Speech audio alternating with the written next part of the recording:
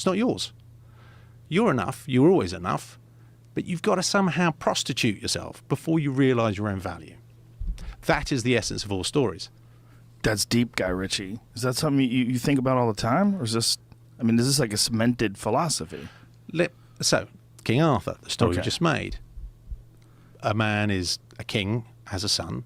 The son, the father runs into a bit of aggro.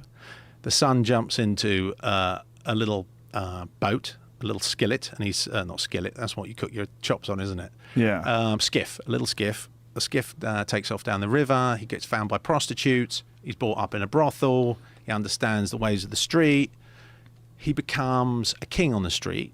He works his way out the different ladders, and then he pulls a sword from a stone at a certain point in his life, a certain point of evolution, and then from there he goes on to be the king. There's a bit of a tussle all along the way, lots of wrestling matches.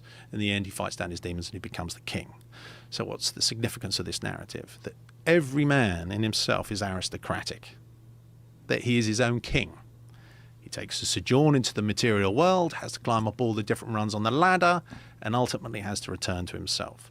The significance of the extraction from the sword from the stone is the stone is the material world.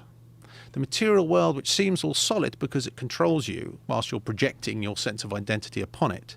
The extraction of the stone is taking back your own authority, your own divinity, your own authority, your own identity, whatever it is that you've got to call it, your own power. You're no longer looking for a sense of self outside of yourself.